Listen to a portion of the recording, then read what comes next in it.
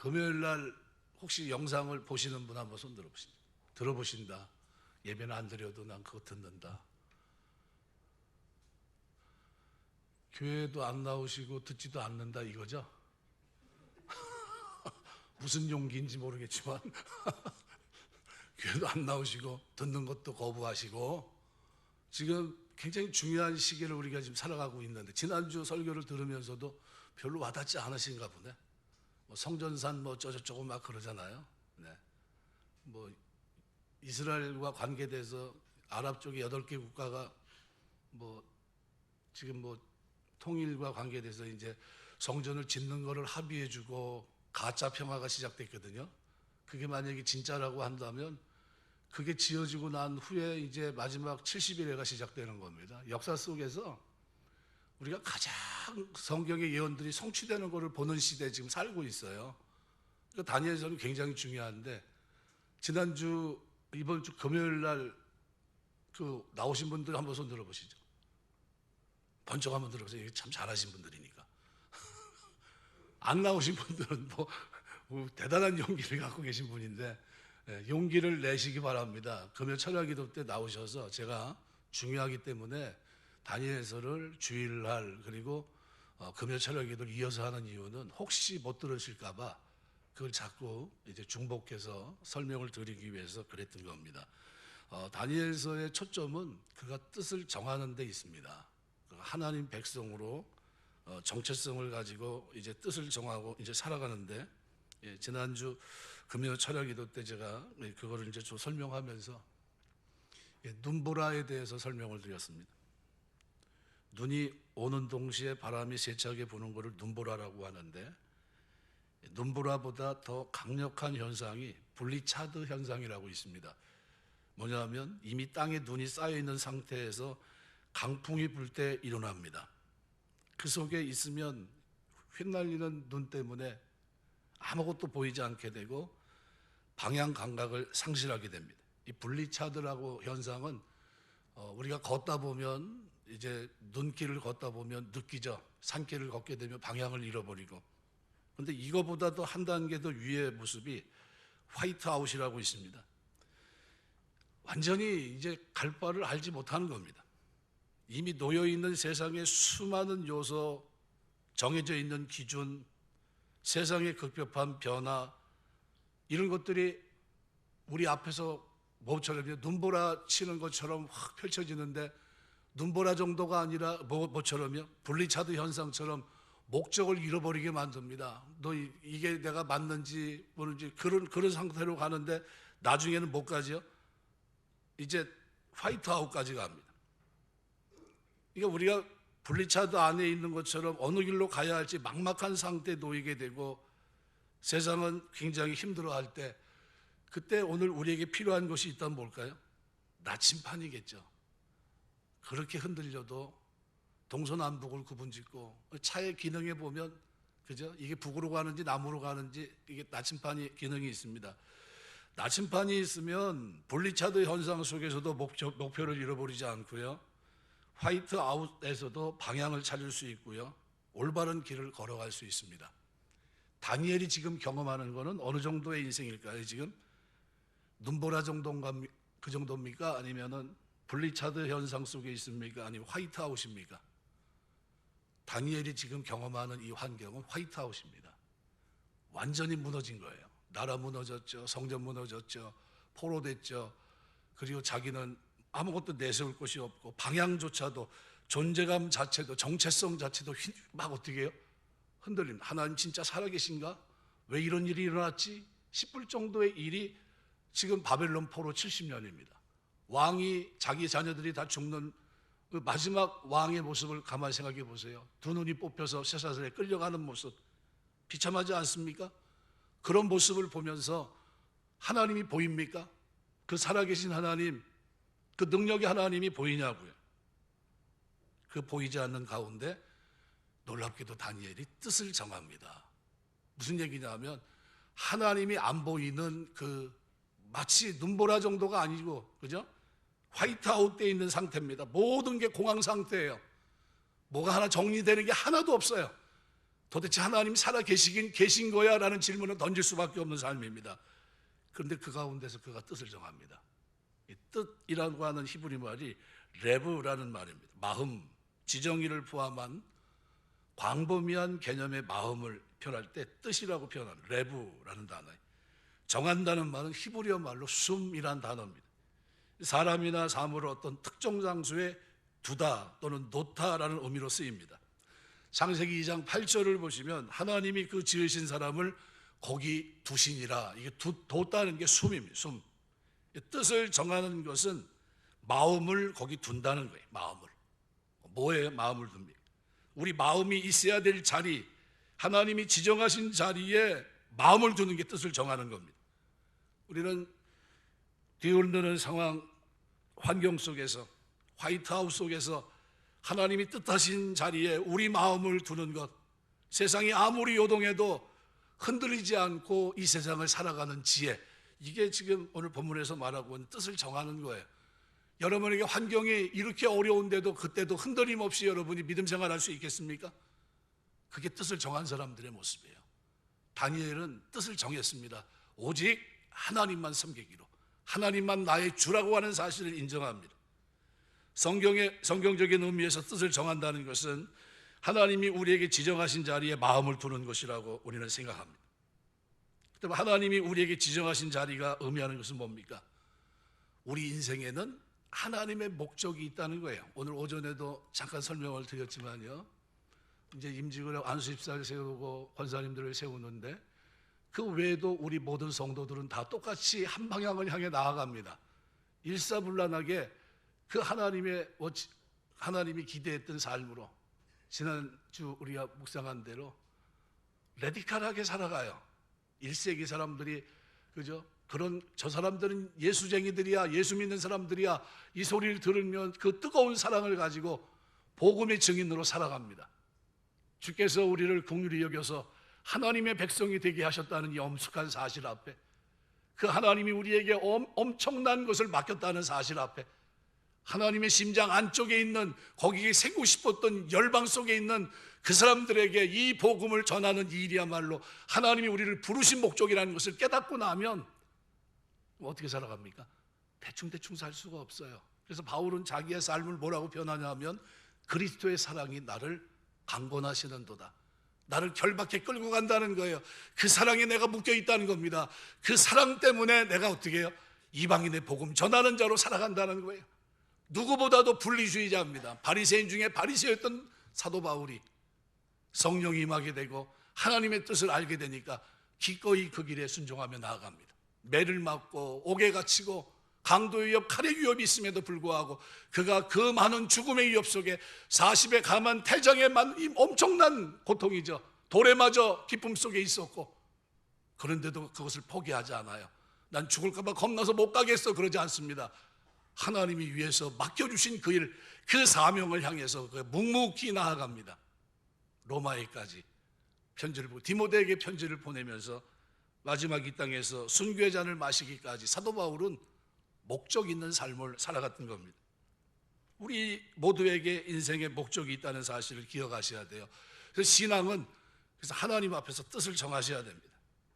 마음을 두는 겁니다. 우리 마음이 있어야 될 자리, 하나님이 지정하신 자리에 내 마음을 두고 하나님의 뜻을 붙잡고 이제는 그렇게 살기로 결단하고 살아내는 거죠. 그래서 지난주 금요철에 제가 포도주와 관계돼서 뜻을 정했다고 하니까 사람들이 오해를 합니다. 음식에 대해서 뜻을 정하는 거 아닌가 착각을 해요. 아니라고 제가 말씀을 드렸습니다. 포도주와 관련돼서 다니엘 10장 3절을 보면 다니엘이 어떻게 합니까? 포도주를 마시지 않습니다. 세일의 기도 동안 그 기간이 차기까지 다니엘은 포도주를 입에 대지 않았다. 그럼 평상시에는 포도주를 댔습니까? 안 댔습니까?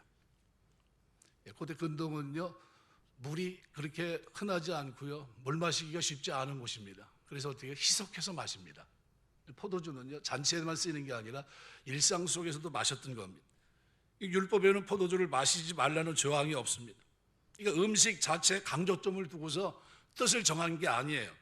내가 하나님의 백성으로 살 것인가 아니면 느부갓네살 왕의 백성으로 살 것인가, 이거를 결정했던 겁니다. 나는 하나님 백성으로 살겠습니다. 그 뜻을 정한 거예요. 거기에 자기 인생을 둔 겁니다. 그리고 하나님 앞에 나아가요. 그랬더니 하나님이 어떻게 해요? 그 걸음을 인도하십니다. 그 의로운 결단을, 그 신중하게 내려진 그 결단을 하나님은 들으시고 그 삶에 도우시는 역사를 나타냈던 겁니다. 그래서 다니엘은 일생을 살아가면서 누구보다도 왕이 3번이나 바뀌는 그런 중에도 그는 어땠습니까? 하나님의 결정적인 도우심들을 이 4사람들은 경험합니다. 그 과정 속에서 오늘 본문은 11절과 12절을 유심히 보시면 좋겠습니다. 환관장이 다니엘과 하나냐, 미사엘, 아사랴를 감독하게 한 자에게 다니엘이 말하되, 누구에게 다니엘이 말하고 있죠? 환관장이 다니엘과 하나냐, 미사엘과 아사랴를 감독하게 한 자에게 다니엘이 말했다. 11절과 12절은 그죠? 환관장이 자기 청을 들어주지 않았을 때, 그럴 때 어떻게 환관장부터 은혜를 얻게 하셨는데, 그런데 환관장이 다니엘에게 이르되 뭐라고 얘기합니까? 10절을 보면 내가 내 주 왕을 두려워하노라. 그가 너희 먹을 것과 너희 마실 것을 지정하였거늘 너희 얼굴이 초췌하여 같은 또래 소년들만 못한 것을 그가 보게 할 것이 무엇이냐? 그렇게 되면 너희 때문에 내 머리가 왕 앞에 위태하게 되리라 하니라. 거절입니까? 찬성입니까? 거부입니다. 물과 포도주를 마시면서 하겠다고 하는 이것을 그게 받아들이지 않아요. 야, 너 때문에 내가 내 목숨 걸면 되겠냐? 이 얘기입니다. 너는 포로고 나는 지금 환관장으로 살고 있는데 네 요구를 들어줬다. 만일 네 행태가, 네 모양새가 많이 안 나오면 나는 너 때문에 죽는데 그거는 내가 할 수 없다. 이 얘기입니다. 여러분, 그러면 어떻게 해야 될까요? 포기해야 될까요? 아니면 한 걸음 더 나가서 전진해야 됩니까? 오늘 다니엘과 세 친구는 전진합니다. 어떻게 전진하면 12절에 보니까 이렇게 얘기해요. 청하오니 당신의 종들을 열흘 동안 시험하여 채식을 주어 먹게 하고 물을 주어 마시게 한 후에 당신 앞에서 우리의 얼굴과 왕의 음식을 먹는 소년들의 얼굴을 비교하여 보아서 당신이 본 대로 종들에게 행하소서 하며, 누구에게 얘기한 거죠? 11절에 보면 환관장이 다니엘과 하나냐와 미사엘과 아사랴를 감독하게 한 자에게 다니엘이 말하되, 이렇게 얘기합니다. 그러면 무슨 얘기입니까? 환관장 따로 있고 중간에 그 감독하는 감독자가 따로 있어요. 환관장은 거부했습니까? 찬성했습니까? 거부했어요. 안 돼. 그런데 그 중간에 있는 사람에게 뭐요? 다시 지혜롭게 요청을 합니다. 우리 신앙생활을 하면서 하나님의 뜻을 정하고 나갈 때 지혜롭게 행동하시길 주의 이름으로 축원합니다. 그죠?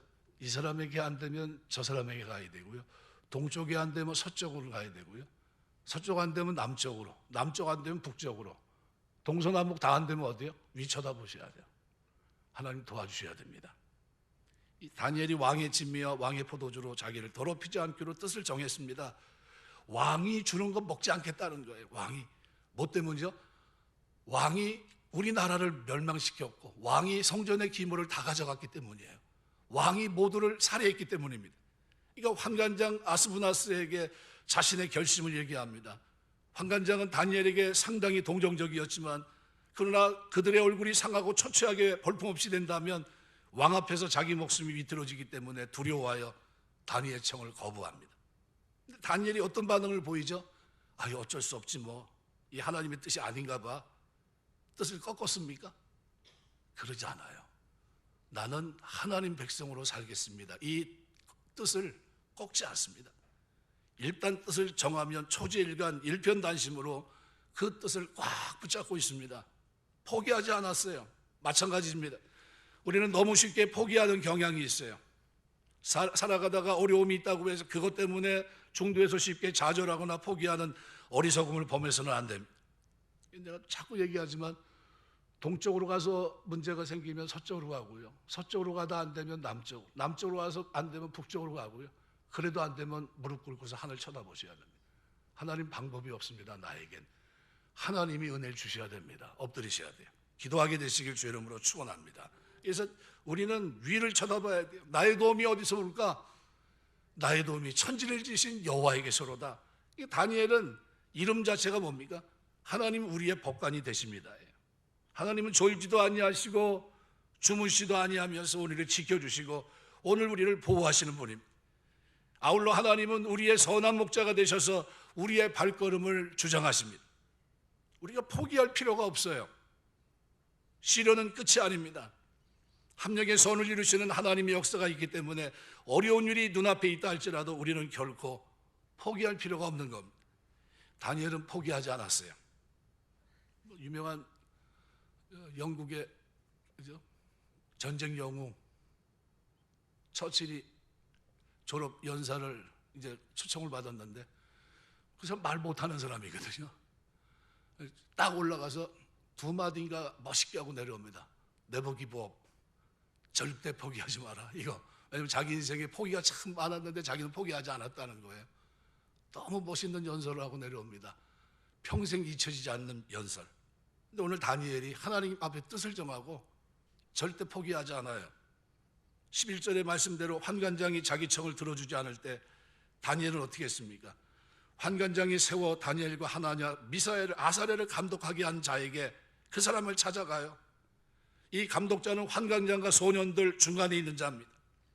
소년들이 공부를 제대로 배우고 있는지, 건강은 좋은지, 적응은 잘하고 있는지, 엉뚱한 생각은 품고 있지 않는지, 이것을 감독하는 자가 이 중간에 있는 자예요. 밑에서 실제 임무는 누가 합니까? 이 사람이 일을 하는 겁니다. 이 사람. 다니엘은 이 감독자에게 말합니다. 오늘 12절을 보니까 이렇게 말해요. 청하오니 당신의 종들을 열흘 동안 시험하여 채식을 주어 먹게 하고 물을 주어 마시게 한 후에, 이번에는 환관장에 말한 것처럼 왕의 진미와 왕의 포도주로 나를 더럽히지 말게 하소서, 이렇게 얘기하지 않아요. 굉장히 그 말은 어떻게 격렬한 말입니다. 레디칼한 말이에요. 노말이 아니에요. 그 말은 평범한 얘기가 아닙니다.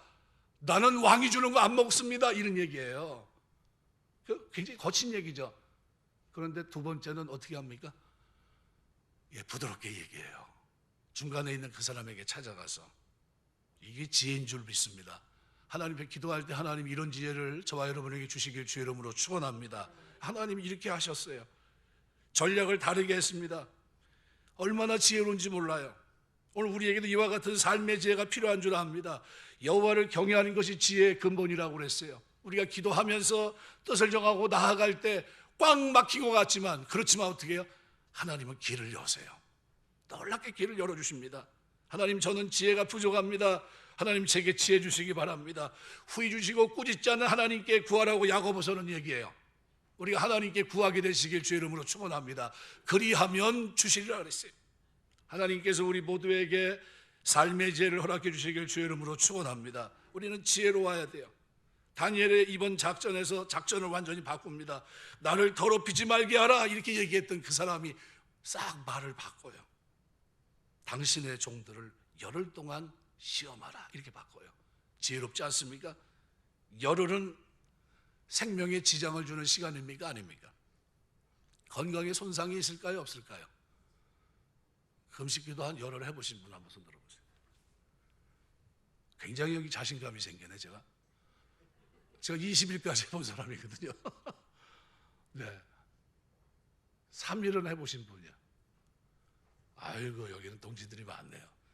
제가 처음에 3일 금식했는데요, 저희 집사람 만나서 이제 이 사람하고 결혼해야 되는지 말아야 되는지 그래가지고 이제 고민을 하면서 이제 저 수원 저 남문에서 만났어요. 영화관 앞에서 만나기로 했는데 다리 힘이 그냥 가만히 서 있어도 서 있을 수가 없어요. 다리가 꺾여서.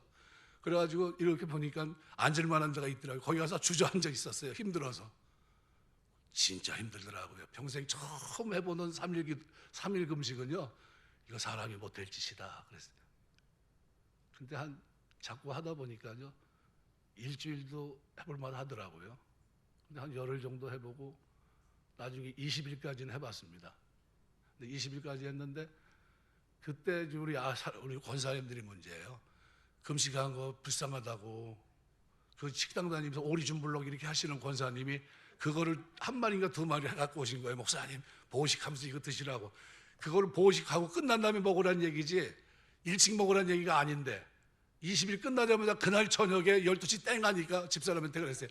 야, 이거 좀 조금만 좀 볶아서 줘라 그래가지고 그걸 먹었네요. 그리고 그날 저녁에 잠이 안 오는데요, 위로도 안 나오고 밑으로도 안 나가고 어느 상황인지 알죠? 그날 땀 엄청나게 흘렸습니다. 그래서 무슨 생각했냐면 이날 내가 죽는 거고 이래서 사람이 죽는구나. 금식기도 보호식 안 하면 안 된다고 했는데 그리고 보호식을 못 해가지고 그날 죽다 살아났어요. 집사람 편하게 자고 있고 애들도 편하게 자고 있는데 그 모습을 이렇게 지켜보면서 나는 죽겠는데 편하게 자는 게 굉장히 밉더라고요. 다 죽어가는 나만 38선 넘어갔어요. 아유 얼마나 그러니. 그러고 난 후에 제가 이제 그 다음 날 뭐 이렇게 저렇게 해가지고 이제 돌아왔는데요. 그리고 건강검진하러 갔더니 뭐 소고기도 빨갛고 다 빨갛는데 제 위도 빨갛더라고요. 의사가 뭐랬냐면 왜 이렇게 위가 다 부어 있어요? 위가 퉁퉁 부어가지고요 빨갛게 돼 있어요. 그런데 살았어요. 그 이후로는 금식 안 합니다. 죽었다 깨어난다 안 해. 어떤 일이 있어도 안 합니다. 혹시 잘못해가지고 못 먹고 지나가는 경우는 있어도요 절대로 금식 안 합니다. 그만큼 힘들어요 금식이. 근데 뭐 때문에 다니엘이 뜻을 정하고 하나님 앞에서 왕의 진미 왕의 포도주로 나를 더럽히지 말게 하소서 해봤더니 안 되거든요. 그래서 하나님 주신 지혜를 가지고 그저 그 중간 감독자에게 그렇게 말합니다. 청하오니 부드러워요, 그죠? 말이 완전히 달라졌습니다. 청하오니 당신의 종들을, 그죠? 앞에 뉘앙스하고 뒤에 뉘앙스는 완전히 다릅니다. 앞에는 어떻게 해요? 레디칼한 아주 격렬한 말이라고 한다면 뒤에는 평범한 노말, 자기를 낮추고 겸손하게 은혜를 베풀어 주기를 구하는 그런 얘기입니다. 근데 하나님은 9절에 보니까 하나님이 다니엘로 하여금 환관장에게 은혜와 긍휼을 얻게 하셨다고 했는데, 그런데 다니엘은 누구에게 은혜를 얻습니까? 중간 감독자에게 은혜를 입어요. 이 감독자가 그걸 받아들입니다. 나로 더럽히지 말라고 하지 않는 이런 작전을 바꾸면서 당신의 종들을 열흘 동안 시험해 보십시오, 이렇게 얘기합니다. 생명에 지장이 있는 기간이 결코 아니라는 거예요. 열흘은 건강에 손상이 있을 만큼 긴 기간도 아니고요, 그렇다고 짧은 기간도 아닌 아주 적당한 기간입니다. 만일 이때 다니엘이 40일을 그랬으면 받아들였을까요? 받아들이지 않았을 겁니다. 무슨 소리 하는 거야 그랬을 겁니다. 열흘 정도 아주 적당한 얘기를 합니다. 그랬더니 자기들을 시험하라고 했는데 어떻게 시험했습니까? 채식을 먹게 하고 물을 주어 마시게 한 후에, 그죠? 채식을 주어. 오늘 본문에 보면 채식, 여기서 말하는 채식이라고 하는 것은 시금치라든지 배추라든지 무, 채소가 들어가겠지만 과일도 들어가고 곡식도 들어가고 곡식으로 만든 빵도 들어갑니다.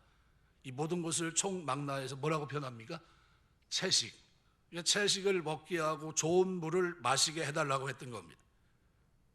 다니엘에게 뭐가 있었던 거죠? 이 요청을 할 때 믿음이 있었던 겁니다. 그래서 13절에 보면 당신 앞에서 우리의 얼굴과 왕의 음식을 먹는 소년들의 얼굴을 비교하여 보아서 당신의 보는 대로 종들에게 행하소서. 무슨 얘기입니까?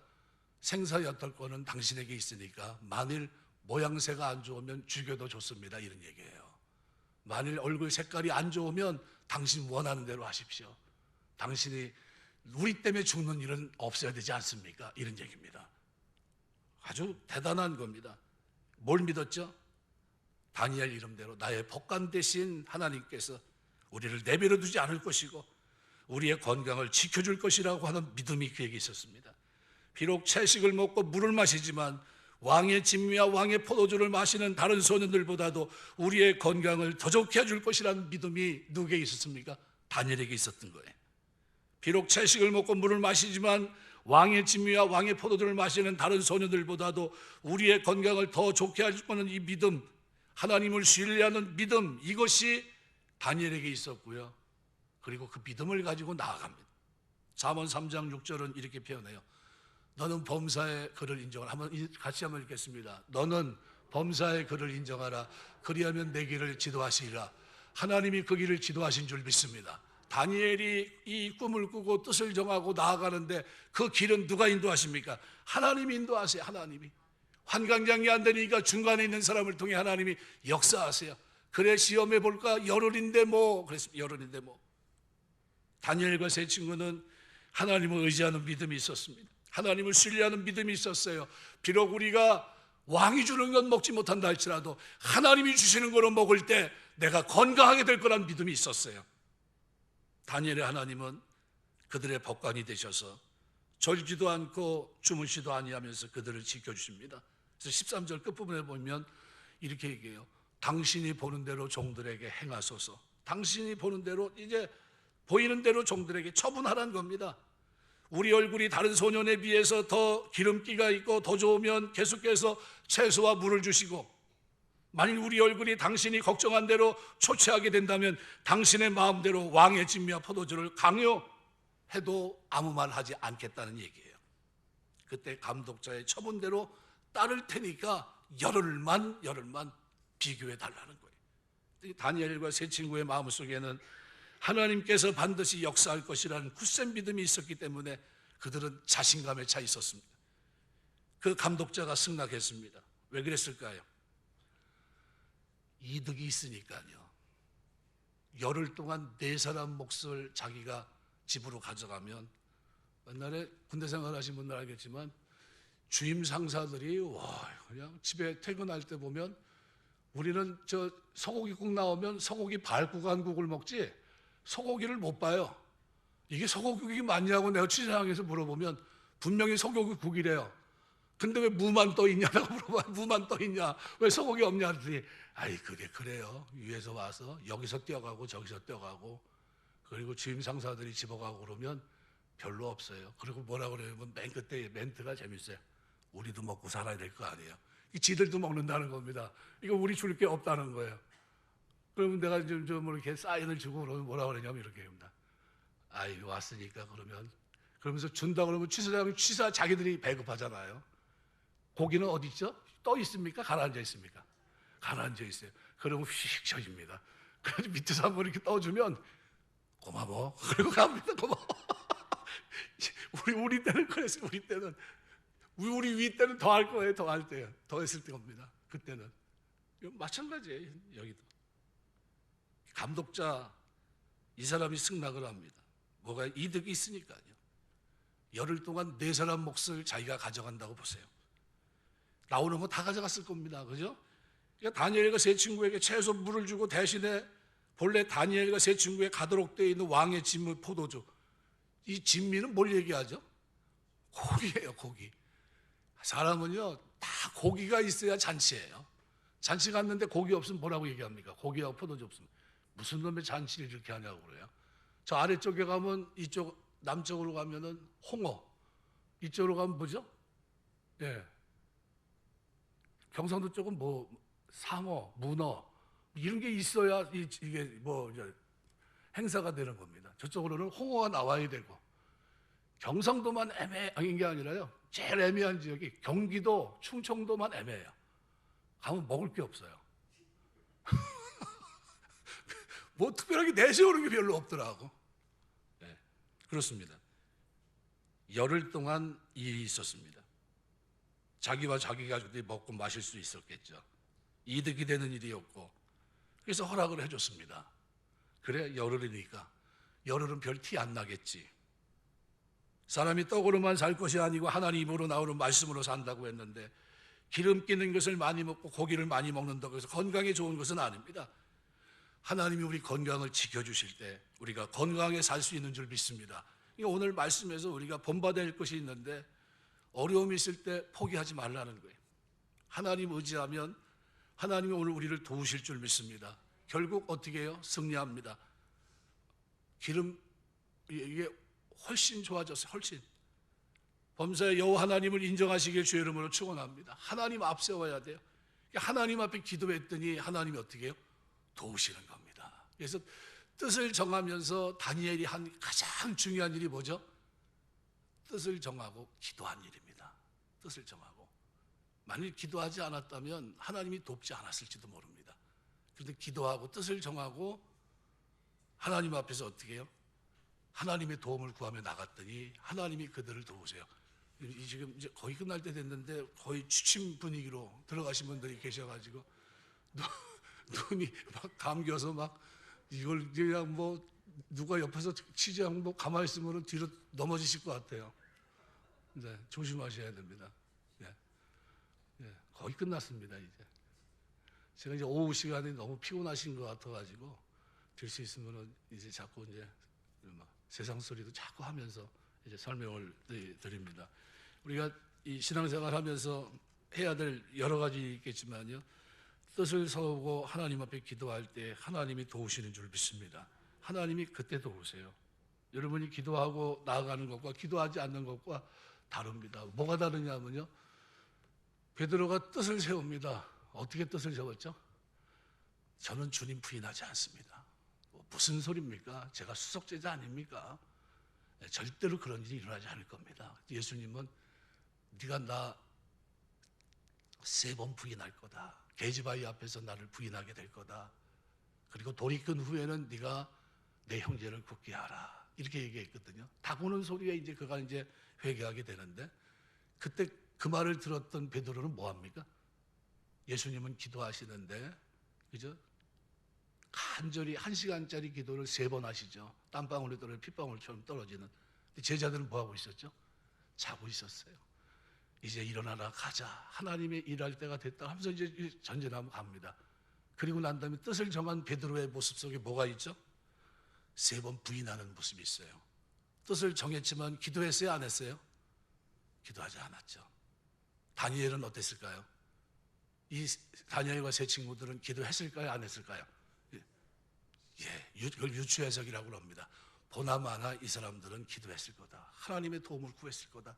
여러분, 뜻을 정하면 기도하시길 주의 이름으로 축원합니다. 이걸 이룰 만한 힘이 나에게 없습니다. 하나님 도와주셔야 됩니다. 그래야 돼요. 그리고 나아갔더니 하나님이 어떻게 해요? 첫 번째는 낙심이 돼요. 환관장이 너무나 사납게 다가갔어요. 레디컬하게 덤볐어요. 아주 광범위하게, 그죠? 아주 큰 모습인데. 예. 그런데 두 번째는 어때요? 부드럽게. 이렇게 해서는 안 되겠다. 이게 내가 하나님 뜻을 정했는데 하나님이 주시는 건 먹고 살겠다고 내가 하나님의 도움을 구해야 됐는데 하나님이 날 도우시려면 이 사람 도움을 받아야 되지 않나 생각을 하면서 접근합니다. 그랬더니 하나님이 어떻게 해요? 문을 열어주세요. 허락을 받게 하고요. 그리고 그 다음에 뭐까지 변화시키죠? 그들 마음속에 있는 대로 네가 채식과 물을 먹지만 더 건강한 모습으로 살 수 있도록 하나님이 어떻게 해요? 붙들어 주신 줄 믿습니다. 이것이 다니엘서에 나타나 있는 뜻을 정한 다니엘의 모습이에요. 하나님이 오늘 우리가 뜻을 정하고 기도할 때 우리의 걸음을 인도해 주실 줄 믿습니다. 그래서 우리가 당하는 시험 이면에는 항상 하나님은 어떻게 해요? 피할 길을 주십니다. 하나님 앞에서 고린도 10장 13절 보시면 이렇게 표현해요. 사랑이 감당할 시험 밖에는 너희가 당한 것이 없나니 오직 하나님 미쁘사 너희가 감당치 못할 시험 당함을 허락하지 아니하시고 시험 당할 즈음에 또한 피할 길을 내사 너희로 등이 감당하게 하시느니라. 하나님이 저와 여러분이 걷는 걸음 속에 뜻을 정하고 걷는 걸음 속에 시험을 감당할 수 있도록 은혜 주실 줄 믿습니다. 하나님 은혜 주세요. 시편 32편 6절 7절 보니까 이로 말미암아 모든 경건한 자는 주를 만날 기회를 얻어서 주께 기도할지라 진실로 홍수가 범람할지라도 그에게 미치지 못하리이다. 주는 나의 은신처이시오니 환난에서 나를 보호하시고 구원의 노래로 나를 부르시리이다. 우리가 주를 만날 기회를 얻어서 주께 기도하게 되시길 주의 이름으로 축원합니다. 베드로서 2장 9절은 이렇게 말합니다. 주께서 경건한 자는 시험에서 건지실 줄 아시고 불의한 자는 형벌 아래 두어서 심판날까지 지키시며 어떻게 건지신다고요? 경건한 자는 시험에서 건지실 줄 안다는 거예요. 우리 당하는 시험 이면에는 우리가 뜻을 정하고 기도하는 순간 하나님께서는 피할 길을 주실 줄 믿습니다. 그래서 신앙의 타협을 합리화할 수 있는 신앙이란 존재하지 않습니다. 사도행전 4장 18절 19절 말씀대로 그들을 불러 경고하여 도무지 예수의 이름으로 말하지도 말고 가르치도 말라 하니 베드로 요한이 대답하여 이르되 하나님 앞에서 너의 말을 듣는 것이 하나님 말씀을 듣는 것보다 옳은가 판단하라. 이렇게 얘기해요. 누구 앞에서 하는 겁니까? 나는 하나님의 종이라는 거예요. 나는 하나님 말씀대로 살겠다는 겁니다. 타협하지 않는 모습이에요. 하나님이 그때 도우십니까? 안 도우십니까? 이들을 도우세요. 요한계시록 12장 11절 우리 형제들이 어린 양의 피와 자기들의 증언하는 말씀으로써 그들을 이겼으니 그들은 죽기까지 자기들의 생명을 아끼지 아니하였도다. 말씀을 맺겠습니다. 오늘 다니엘서를 우리가 쭉 묵상하면서 열흘간의 시험 속에 있는 다니엘이 승리하는 모습을 우리가 지켜봤습니다. 하나님의 도우심이에요.